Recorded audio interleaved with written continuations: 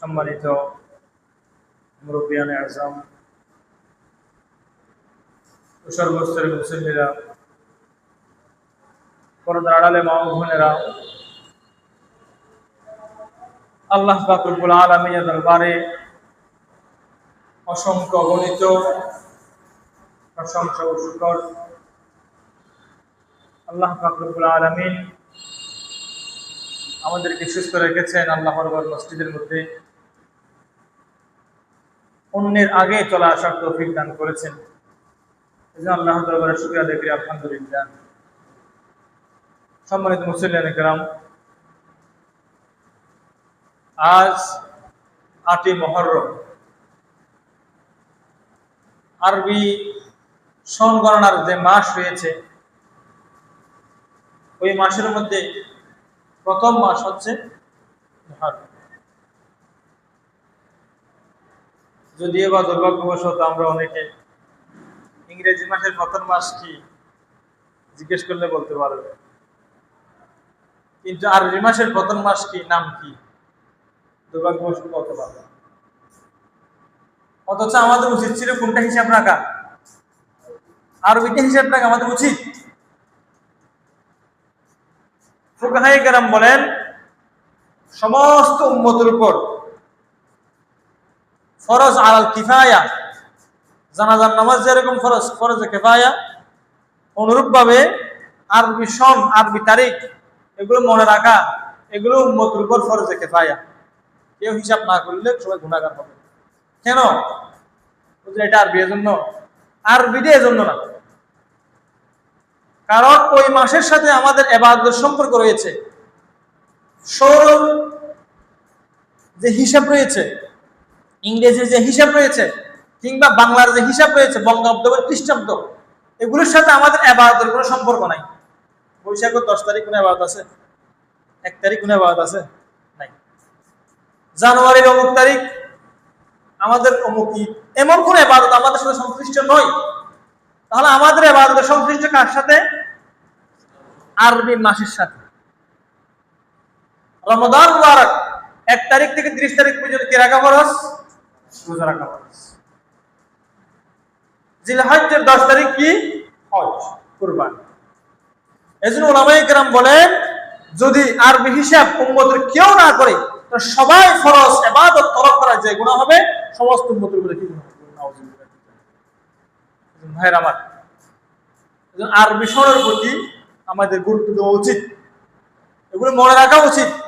আপনার বাচ্চা যখন, আপনি বলছেন আমি বড় হয়ে গেছি, মুখস্থ হয় না, অনেক করতে চাই, আপনার বাচ্চাকে এখন থেকে ট্রেনিং দেন, আপনার বাচ্চাকে এখন থেকে শিখান। প্রথমে জানুয়ারি শিখান না, প্রথমে মুহররম শিখান। মুহররম, সফর, রবিউল আউয়াল, রবিউল সানি, জুমাদুল আউয়াল, জুমাদুল সানি, রজব, শাবান, রমাদান, এগুলো শিখান আপনার বাচ্চাকে। এগুলোর সাথে আমাদের ইবাদতের সম্পর্ক, এগুলোর সাথে আমাদের মুআমালাতের সম্পর্ক, এগুলোর সাথে আমাদের ঐতিহাসিক সম্পর্ক, এগুলো আপনার বাচ্চাকে শেখান। ভাইরা আমার, আমরা জানি আজকে 8ই মুহররম। মুহররম মাস এটি আল্লাহর কাছে একটি অনেক দামি মাস। আরবি রমজানের যেসব মাস রয়েছে, এগুলো একটা মাসকেও শাহরুল্লাহ বলে না। শাহরুল্লাহ অর্থ হচ্ছে আল্লাহর মাস। যেমন আমরা মসজিদকে কি বলি? আল্লাহর ঘর। আল মসজিদু বাইতুল্লাহ, ছোট বাচ্চারা বা দিয়ে বাইতুল্লাহ মুখস্থ করে। আল মসজিদু বাইতুল্লাহ, মসজিদ হচ্ছে আল্লাহর ঘর। অন্যান্য যেসব মাস রয়েছে, কোন মাসকে রাসূল সাল্লাল্লাহু আলাইহি ওয়াসাল্লাম হাদিসের মধ্যে শাহরুল্লাহ বলে নাই, কিন্তু এই মুহররম মাসকে শাহরুল্লাহ বলেছে। قال النبي صلى الله عليه وسلم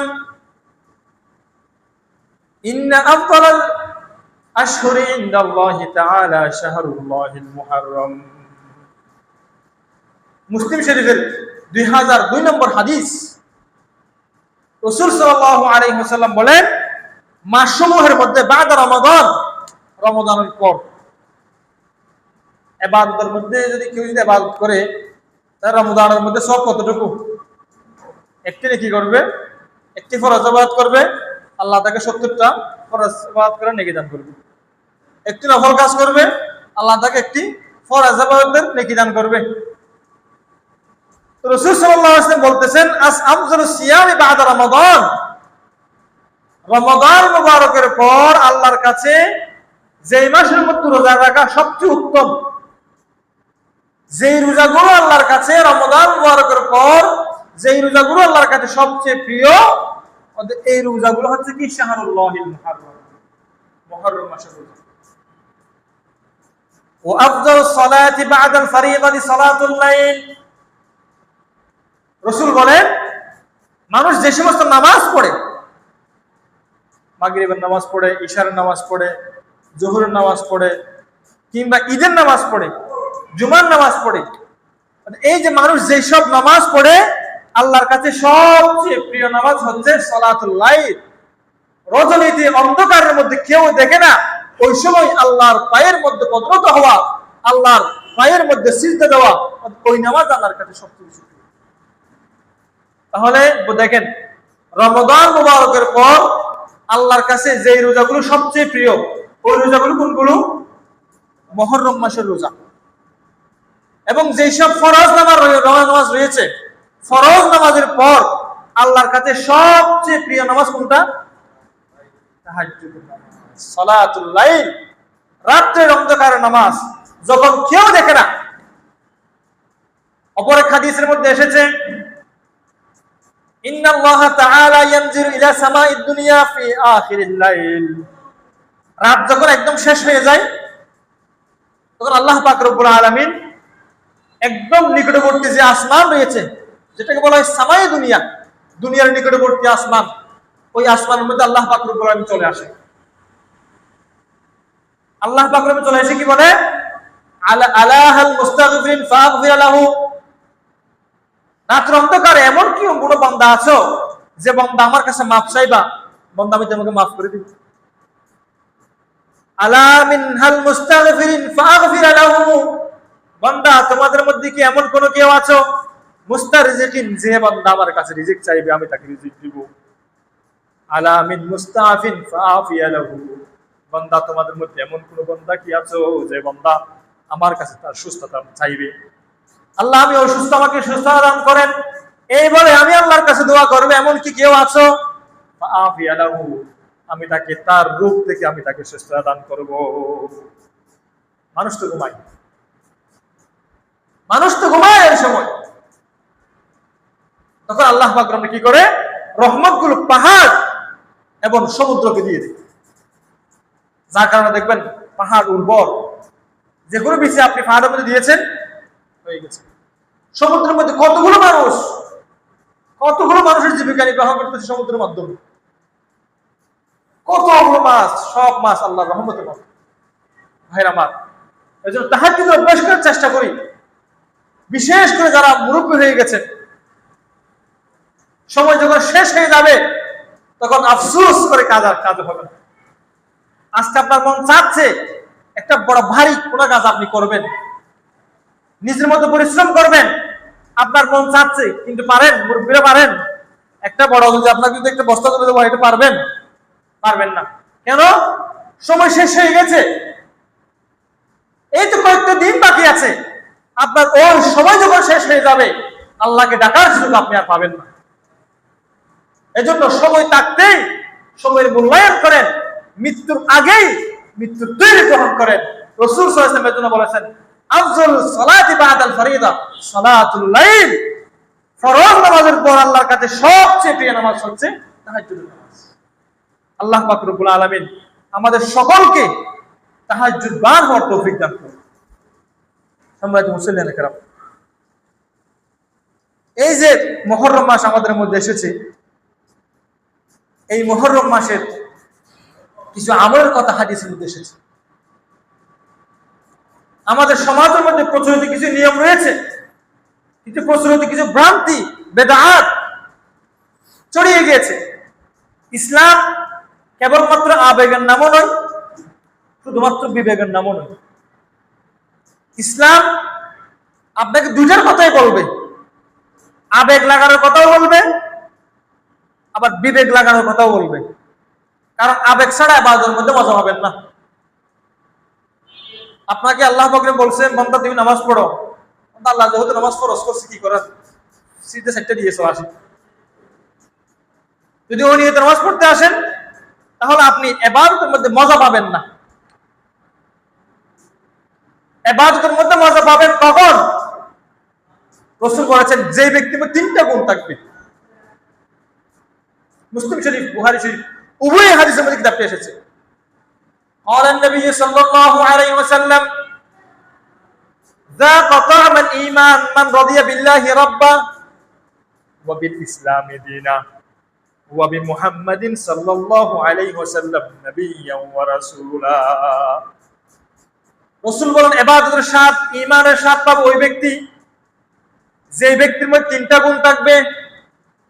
এক নাম্বার গুণ মান রাদিয়া বিল্লাহি রাব্বা, যে ব্যক্তি আল্লাহকে রব হিসাবে পেয়ে সন্তুষ্ট আছে। নামাজ পড়তে এসেছে, আল্লাহ আমার উপর নামাজ ফরজ করেছে সেজন্য আদায় করব, কিন্তু পাশাপাশি আল্লাহ আপনি আমাকে যতগুলো নিয়ামত দিয়েছেন, আপনি আমার উপর যতটুকু অনুগ্রহ করেছেন, ওই অনুগ্রহ যদি আমি সারা জীবন আপনার পায়ের তলে পড়ে থাকি, আল্লাহ এই অনুগ্রহ আমি শেষ করতে পারবো না। আল্লাহ আপনি আমার রব, আমি আপনাকে ভালোবাসি, ভালোবাসার জন্যই ভালোবাসার বহিঃপ্রকাশ স্বরূপ ভালোবাসাকে প্রকাশ করার জন্য আল্লাহ আমি আপনার দরবারের মধ্যে আপনার পায়ের মধ্যে আমি সিজদা দিয়েছি। তাহলে ইবাদত তো করবই। ইবাদতকে যদি আপনি কেবলমাত্র এখানে বিবেক খাটান, তাহলে ইবাদতের মজা আপনি পাবেন না। যদি আবেগ খাটান, আমি আল্লাহকে রব হিসেবে মেনেই ইবাদত করতেছি, রাসূল বলেন তাহলে তুমি ইবাদতের মজা পাবে। দুই নম্বর গুণ কি? ওয়াবিল ইসলামি দীনা, ইসলামকে ধর্ম হিসেবে পেয়ে সন্তুষ্ট। ইসলামকে ধর্ম হিসেবে পেয়ে সে সন্তুষ্ট। এমনি মুখ থেকে বলে ইসলাম তো শান্তির ধর্ম, ইসলাম তো কাউকে মারার কথা বলে না, ইসলাম তো কারো ক্ষতির কথা বলে না, মুখ থেকে বলে কিন্তু ইসলামকে বাস্তবায়ন করতে দেয় না। ইসলামের কথা বলবে ভোট পাওয়ার জন্য, ভোটের জন্য বলবে, হ্যাঁ আমি তো মুসলিম, পাক্কা মুসলিম, তাও সাধারণ মুসলিম না, শেখ পরিবারের মুসলিম, ইরান তুরান থেকে আসছে যে আমার বংশধর, ইসলাম প্রচার করার জন্য। কিন্তু যখন রাষ্ট্রীয় পর্যায়ে ইসলামের কথা বলবেন, ইসলামের আইনের কথা বলবেন, কোরআনের আইনের কথা বলবেন, কিন্তু তখন সে ইসলামকে আর মানে না। এইটা ইসলামকে, এই ইসলাম সে পালন করে সে মজা পাবে না। এই ইসলামের ফটো, এই ইসলামের সমাজ, এই ইসলামিক সমাজ, এই ইসলামিক রাষ্ট্র সে দেখে আর মজা পাবে না। এজন্য দেখবেন ইসলামের কথা সে মুখ থেকে ভোটের জন্য বলবে, কিন্তু অন্তর থেকে সে ভালোবাসতে পারবে না, ইসলামের মজা সে পাবে না। রাসূল বলেন ৩ নম্বর গুণ, যে গুণের মাধ্যমে মানুষ ঈমানের মজা পাবে, ওয়া বি মুহাম্মাদিন সাল্লাল্লাহু আলাইহি ওয়াসাল্লাম নবিয়্যান ওয়া রাসূলা। আমি যখন ওয়া বি মুহাম্মাদ বললাম, আপনাদের দুই একজনের মুখ থেকে দেখলাম সাল্লাল্লাহু আলাইহি ওয়াসাল্লাম বলেছেন, অধিকাংশ মানুষ সাল্লাল্লাহু আলাইহি ওয়াসাল্লাম বলেন আজকে ওয়াজিব। হাদিসটা শুনেছেন? রাসূল সাল্লাল্লাহু আলাইহি ওয়াসাল্লাম মিম্বারের মধ্যে উঠতেছে, আপনারা হাদিসটা অনেকবার শুনেছেন, আমি এরপর আবার বলতেছি। রাসূল সাল্লাল্লাহু আলাইহি ওয়াসাল্লাম মিম্বারের মধ্যে উঠতেছে, 3 বার আমিন বলছে, আমিন আমিন আমিন। জিজ্ঞেস করি ইয়া রাসূলুল্লাহ, আপনি আমিন 3 বার বলছেন, এর আগে তো কখনো বলেন নাই। রাসূল বলেন জিবরাইল আমিন এখন আমার কাছে এসেছে, 3টা বদদুয়া দিয়েছে। ওই বদদুয়াগুলো জিবরাইল আমিন যে দিয়েছে, ওই বদদুয়াগুলো যৌক্তিক বদদুয়া নয়, যৌক্তিক বদদুয়া। এজন্য আমি রাসূল আমিন না বলে পারলাম না। বদদুয়াগুলো কি কি? 1 নম্বর বদদুয়া হচ্ছে যে ব্যক্তি রমাদান পেয়েছে কিন্তু গুনাহ মাফ করাতে পারে না, হয়তো সে ধ্বংস হয়ে যাবে। বদদুয়া করছে কে? জিবরিল আমিন।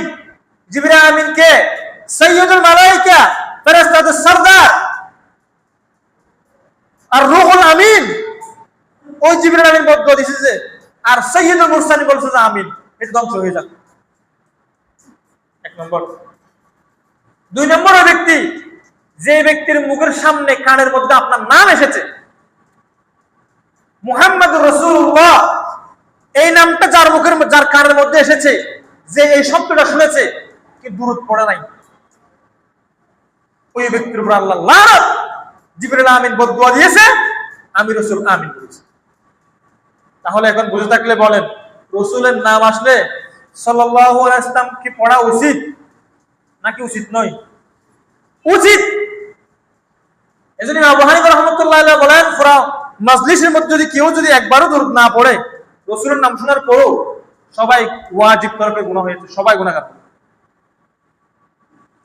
মান রাদিয়া বিল্লাহি রাব্বান ওয়া বিল ইসলামি দীনান ওয়া বি মুহাম্মাদিন সাল্লাল্লাহু আলাইহি ওয়াসাল্লাম নবিয়্যান ওয়া রাসূলা, এবং মুহাম্মদ সাল্লাল্লাহু আলাইহি ওয়াসাল্লামকে নবী হিসেবে পেয়ে সে সন্তুষ্ট। যে ব্যক্তির মধ্যে তিনটা গুণ থাকবে, রাসূল বলেন সে ব্যক্তি ঈমানের মজা পাবে, সে ব্যক্তি ঈমানের মজা পাবে। তাহলে ইসলাম আমরা যেটার ফলো করতেছি, যে ইসলামকে আমরা মানতেছি, এই ইসলাম কেবলমাত্র আবেগের নাম নাকি বিবেকের নাম? দুটারই নাম। ইসলামের মধ্যে আবেগের কথাও আছে, বিবেকের কথাও আছে। এজন্য আমল করার ক্ষেত্রে আমরা দেখব হাদিসের মধ্যে কি রয়েছে।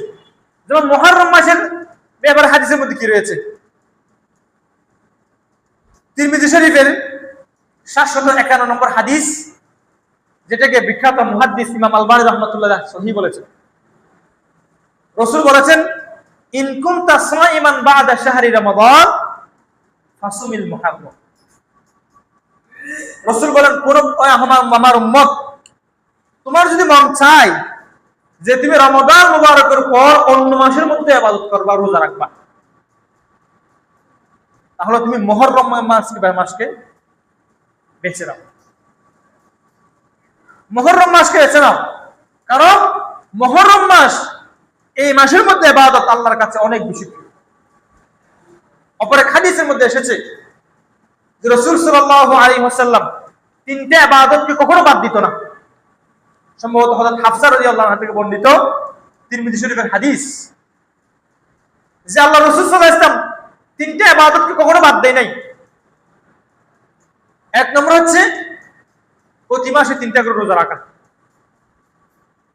রাসূল সাল্লাল্লাহু আলাইহি ওয়াসাল্লাম 3 ধরনের রোজা রাখতেন: সাপ্তাহিক রোজা, মাসিক রোজা, বাৎসরিক রোজা।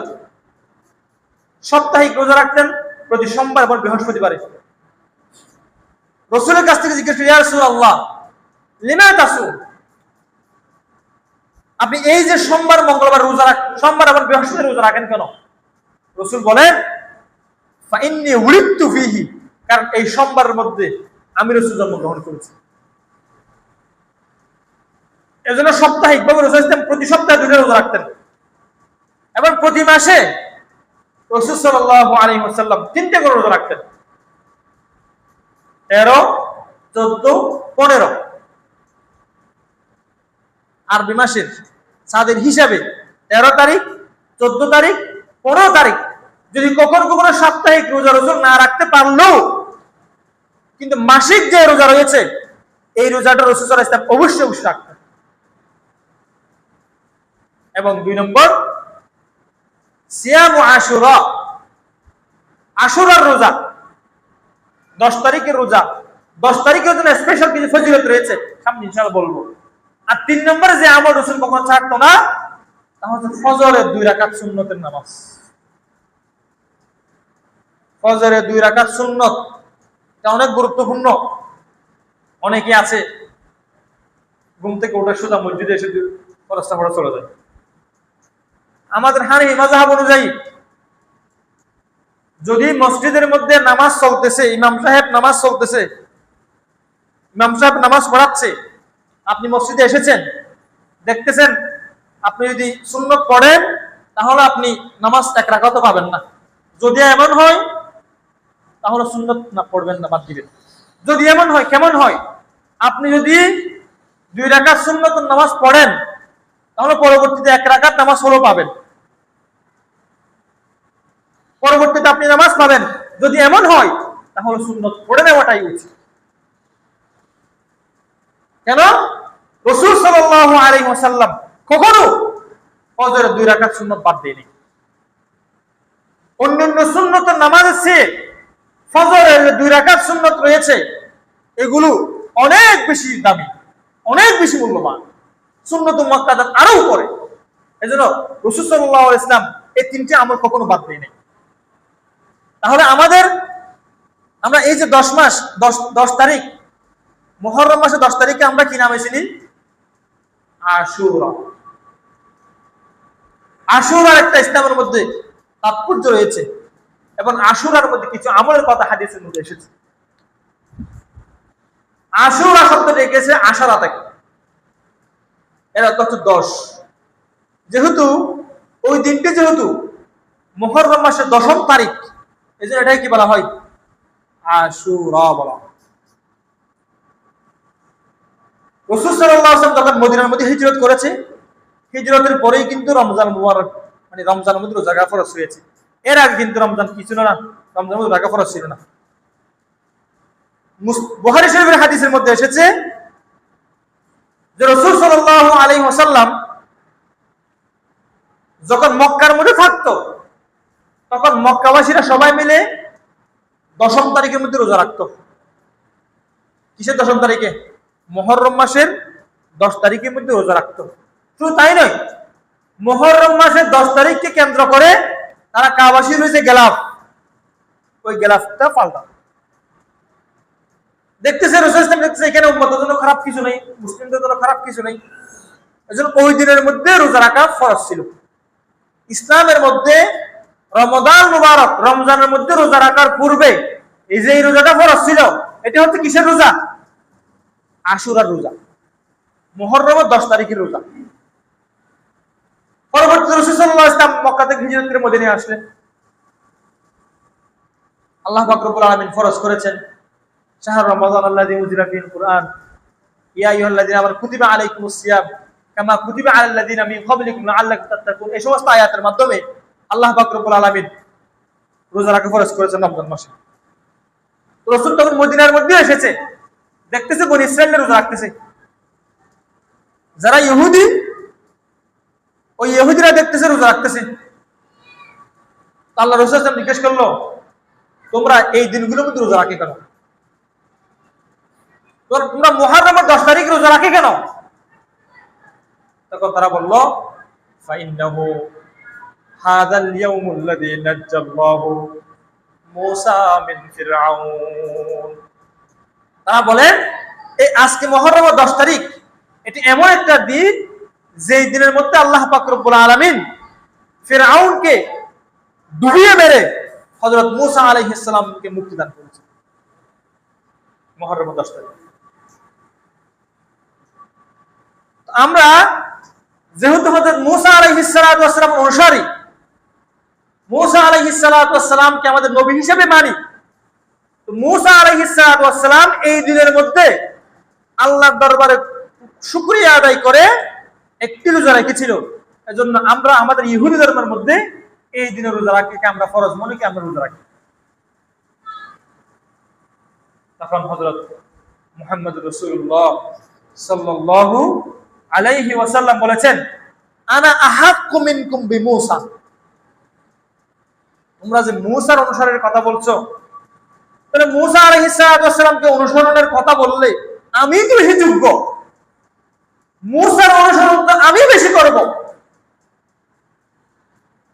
মূসার অনুসরণ যে আমি বেশি করব, রাসূল এই কথা বলে কি বুঝিয়েছেন? আশুরা আমাদেরকে কি শিক্ষা দেয়? আশুরা আমাদেরকে প্রথম শিক্ষা দেয়, প্রতিটি জালেম তার একদিন না একদিন পতন হবে। এই হাদিসের মধ্যে এই কথাটা উল্লেখ করে এই দিনের মধ্যে কিন্তু ঘটনা আরো ঘটেছে। যেমন মুহররমের 10 তারিখে কিয়ামত হবে, এমন একটা কথা হাদিসের মধ্যে এসেছে। মুহররমের 10 তারিখের মধ্যে হযরত নূহ আলাইহিস সালাতু ওয়াস সালামের যে নৌকা রয়েছে, ইস্তাওয়াত আস-সাফিনাতু আলা জুদি, মহাপ্লাবন শেষ পরিশেষে জুদি পাহাড়ের মধ্যে যে নূহ আলাইহিস সালামের নৌকাটা, নূহ আলাইহিস সালামের জাহাজটা থেমেছে, এটি এই দিনের মধ্যে। কিন্তু এইখান থেকে স্পেশাল ভাবে রাসূল সাল্লাল্লাহু আলাইহি ওয়াসাল্লাম যে বলেছেন, আনা আহাক্কু বিমূসা মিনকুম, আমি মূসার অনুসরণ করার ক্ষেত্রে তোমাদের থেকে বেশি যোগ্য। এটি বলে উম্মতকে এই কথা শিক্ষা দিয়েছেন, উম্মত যখনই তোমাদের মধ্যে জালেম আসবে, মানুষের উপর অত্যাচার করবে, নিষ্পাপ শিশু হত্যা করবে, মানুষকে গণহত্যা চালাবে, তোমরা তাদের বিরুদ্ধে প্রতিরোধ করবে। মুহাম্মদুর রাসূলুল্লাহ সাল্লাল্লাহু আলাইহি ওয়াসাল্লামের জীবন অতটা সহজ ছিল না। রাসূল সাল্লাল্লাহু আলাইহি ওয়াসাল্লাম বলেন, নবীদের মধ্যে সবচেয়ে বেশি কষ্ট দেওয়া হয়েছে আমি মুহাম্মদুর রাসূলুল্লাহ সাল্লাল্লাহু আলাইহি ওয়াসাল্লাম। মুসা আলাইহিস সালাতু ওয়াস সালাম ফিরআউনের কাছে গিয়েছে, রাজদরবারে গিয়েছে। রাজদরবারে গিয়ে বলেছেন যে তুমি আল্লাহকে প্রভু হিসেবে মানো। ফিরআউন মানে নাই, ঝগড়া শেষ, খতম। কিন্তু আমাদের নবী রাজদরবারেও গিয়েছে, আমাদের নবী রাস্তায় ঘাটে প্রত্যেকটি অঞ্চলের মধ্যে গিয়ে আমার নবী দাওয়াত দিয়েছে। মুহাম্মদুর রাসূলুল্লাহ সাল্লাল্লাহু আলাইহি ওয়াসাল্লাম জীবনী এত সহজের জীবনী না। আজকে আমরা তো চাই আমি নেতৃত্বও দিব, আমি সব কিছু করব, আবার দুনিয়ার সব টাকা পয়সা আমার সামনে উপস্থিত থাকবে, এটাও চাই। এখন তো আমরা ইসলাম পালন করা কিংবা কিছু তাকওয়া প্রকাশ করা, এগুলো কিছু টাকা ইনকাম করার কিছু সোর্স বানিয়ে ফেলছে। কিন্তু আমাদের নবী এই কাজটা করে না। আমাদের নবীর জীবন এত সহজ ছিল না। আমার নবী যতদিন মক্কার মধ্যে ছিল ততদিন কাফেরদের অত্যাচার শিকার হয়েছে। আর যখন আমার নবী মক্কার প্রেসিডেন্ট হয়েছেন তখন থেকেই জালেমের বিরুদ্ধে দাঁড়িয়েছে, মজলুমের সাথে দাঁড়িয়েছে। এটাই আমাদের শিক্ষা দেয়। আনা আহাক্কু মিনকুম বিমূসা,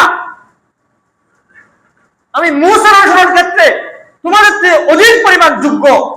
আজকে বনি ইসরাইলের অবস্থা দেখতেছেন না, ইহুদিদের অবস্থা দেখেন না। যে ইহুদিদেরকে আল্লাহ পাক রব্বুল আলামিন মুক্তি দিয়েছেন ফিরআউনের হাত থেকে, কি কারণে? ফিরআউন কি করত? ইউযাব্বিহুনা আবনাআকুম ওয়া ইস্তাহয়ুনা নিসাআকুম ওয়া ফি যালিকুম বালাউম মির রাব্বিকুম আযীম। ফিরআউনকে যখন বলেছে, ফিরআউন বনি ইসরাইলের মধ্যে এমন একটি সন্তান জন্মগ্রহণ করবে যেই সন্তানের হাতের মাধ্যমে, যেই সন্তানের প্রতিরোধের মাধ্যমে তুমি ফিরআউনের সাম্রাজ্য শেষ হয়ে যাবে। তোমার পতন একটা বনি ইসরাইল একটা ছেলের মাধ্যমে হবে। তখন ফিরআউন কি করা শুরু করে দিয়েছে? আল্লাহ বলেন ইউযাব্বিহুনা আবনাআকুম, বনি ইসরাইলের ছোট ছোট বাচ্চাদেরকে ফিরআউন হত্যা করা শুরু করে দিয়েছে। ছোট বাচ্চা কিছুই বুঝে না সে। রাসূল বলেছেন রাইহাতুম মিনাল জান্নাহ, জান্নাতের একটা তুমি যদি ফুল দেখতে চাও, একটা ছোট শিশুকে দেখো তুমি। সে কোনো গুনাহ করে নাই। নিরাপরাধ শিশুদেরকে ফিরআউন হত্যা করত। ওয়া ইস্তাহয়ুনা নিসাআকুম, আর মেয়েদেরকে রেখে দিত। এই যে বনি ইসরাইল যাদের উপর যাদের পক্ষে হয়ে হযরত মুসা আলাইহিস সালাতু ওয়াস সালাম ফিরআউনের বিরুদ্ধে প্রতিরোধ করে তুলেছিল।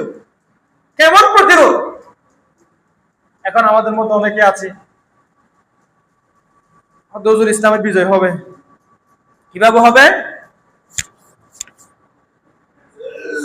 কি করবে? যে দোয়া করবে, দোয়া।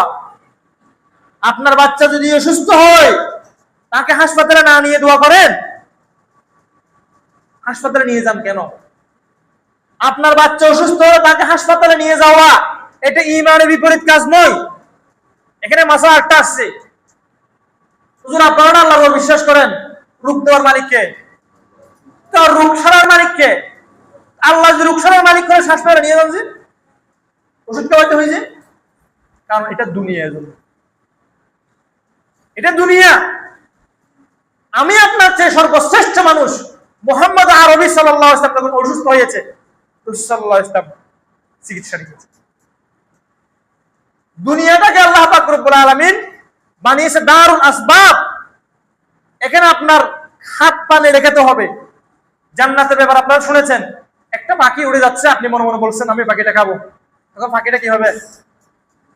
আপনার সামনে চলে আসবে, আপনি তখন খাবেন। কেন? এটা জান্নাতের জন্য। জান্নাতের মধ্যে আপনি ইচ্ছা করবেন আর আল্লাহ আপনাকে দিয়ে দিবে। দুনিয়ার মধ্যে আপনি ইচ্ছা করবেন, আল্লাহ আপনাকে সাথে সাথে দিয়ে দিবে না, হাত পা নাড়তে হবে। তো আপনি যদি আপনার অসুস্থতার ব্যাপারে কথাটা বুঝেন, ইসলামের ব্যাপারে বুঝুন না কেন? ইসলামের বিজয় কিভাবে এসেছে? ইসলামের বিজয় যদি কেবলমাত্র দোয়ার মাধ্যমে আসতো, আর রাসূল সাল্লাল্লাহু আলাইহি ওয়াসাল্লাম বদর যুদ্ধ কি জন্য করেছে? রাসূল সাল্লাল্লাহু আলাইহি ওয়াসাল্লাম উহুদ প্রান্তরে কেন গিয়েছেন? রাসূল সাল্লাল্লাহু আলাইহি ওয়াসাল্লাম নিজের দণ্ডান মুবারক কেন শহীদ করেছেন? রাসূল সাল্লাল্লাহু আলাইহি ওয়াসাল্লামের মাথার মধ্যে কাফিরদের তীর ঢুকে রাসূল সাল্লাল্লাহু আলাইহি ওয়াসাল্লামের পুরো শরীর রক্তাক্ত কেন হয়েছেন? রাসূল সাল্লাল্লাহু আলাইহি ওয়াসাল্লামের চাচা হযরত হামজা রাদিয়াল্লাহু আনহুকে কেটে টুকরা টুকরা টুকরা কেন করেছেন? ইসলাম যদি শুধু দোয়ার মাধ্যমে বিজয় হয়ে যায়, ভাইরা আমার, ইসলামের সূচনা এই আশুরা আমাদেরকে প্রতিরোধের কথা বলে। যত বড় ফেরাউন হবে, আমরা ওই ফেরাউনের বিরুদ্ধে এর চেয়ে কঠিন প্রতিরোধ করব। এটাই আশুরা শিক্ষা, এটাই ইসলামের শিক্ষা। আজকে তো আমরা আশুরা বলতে কিছু হালুয়া রুটি বানানোর উপলক্ষ বানাই, অথচ হালুয়া রুটির চেয়ে বড় ইবাদত আছে। قال النبي صلى الله عليه وسلم صيام عاشوراء احتسب على الله ان يكفر السنه التي قبله। রাসূল বলেন, কেউ যদি আশুরার দিন একটা রোজা রাখে, আল্লাহ পাক রব্বুল আলামিন ওই একটা রোজার কারণে এক বছর অতিবাহিত হয়ে গেছে এমন যদি কেউ থাকে, তার ওই এক বছরের মধ্যে সে যতগুলো ইবাদত করেছে, আল্লাহ পাক রব্বুল আলামিন তাকে 2 ডবল নেকি দান করবেন। অর্থাৎ সোজা কথা, যদি একটা রোজা রাখে, আল্লাহ তাকে 1 বছরের নেকি দান করবেন। রোজা রাখবো কয়টা? নেকি পাবো কয়টা? 1 বছরের। মুসলিম শরীফের 1162 নম্বর হাদিস। এখন এই রোজা রাখার ক্ষেত্রে আরেকটা নিয়ম রয়েছে, একটু দেখবেন দেরি হয়ে যাচ্ছে মনে হয়।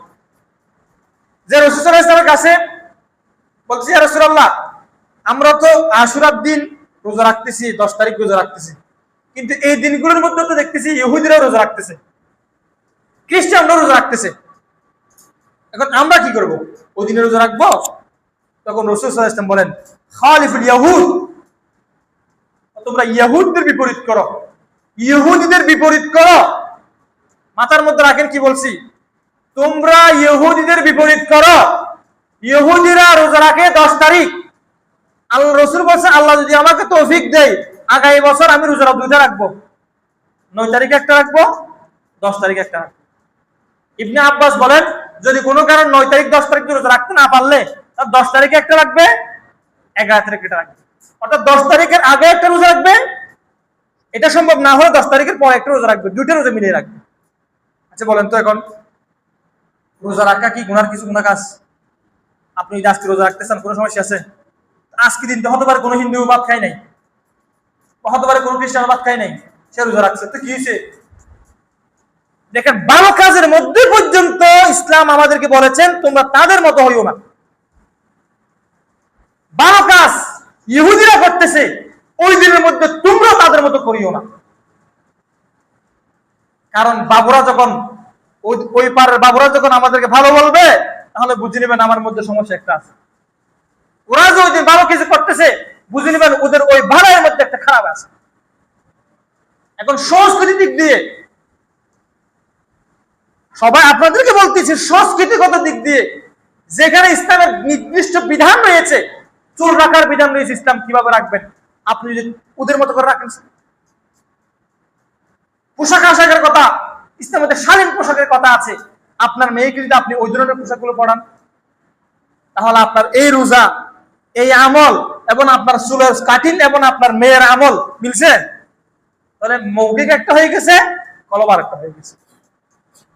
ভাইয়ের আমার, আল্লাহর কাছে সকলে দোয়া করব যে আল্লাহ পাক রব্বুল আলামিন ইসলামের সহিহ যে মেসেজ, ইসলামের সঠিক যে বার্তা রয়েছে, ওইগুলোর জন্য আল্লাহ পাক আমাদের সকল কাম করার তৌফিক দান করে। এবং এই দিনের মধ্যে আমাদের সমাজের মধ্যে কিছু প্রচলিত নিয়ম রয়ে গেছে। এই দিনের মধ্যে একটা দুর্বল হাদিস হলো, তিরমিজি শরীফের হাদিসের মধ্যে এসেছে, মান ওয়াসিআ ফি আহলিহি, যে ব্যক্তির টাকার মধ্যে প্রাচুর্যতা রয়েছে, সচ্ছলতা রয়েছে, সে যেন রমজান অর্থাৎ মুহররম মাসের 10 তারিখের মধ্যে তার পরিবারের জন্য ভালো খাবার আয়োজন করে। ভালো খাবার আয়োজন করার কথা হাদিসের মধ্যে এসেছে, যদিও বা বর্ণনাটি দুর্বল। এখন কেউ যদি আমল করতে চায়, আমল করতে পারবে, তবে এটার জন্য যে অবশ্যই হালুয়া রুটি হতে হবে, হুজুরের সামনে বস্তুগুলো সব আনতে হবে, তারপর দোয়া পড়ে কি এমন করতে হবে, মিলাদ পড়াতে হবে, এ সমস্ত এগুলো অতিরিক্ত হয়ে যায়। অনেকে আছে মসজিদ এই উপলক্ষে মসজিদ সাজিয়ে ফেলে, এগুলো প্রকাশ্যে ইসরাফ, এগুলো প্রকাশ্যে ইসরাফ, এগুলো থেকে বিরত থাকা দরকার। তবে হ্যাঁ, ইসলাম আমাদেরকে যে সমস্ত কাজ করার জন্য বলছে এগুলো করব। রোজা রাখার কথা বলছে, রোজা রাখবো। মুহররম মাসের মধ্যে আরো রোজার কথা বলছে, এগুলো করব।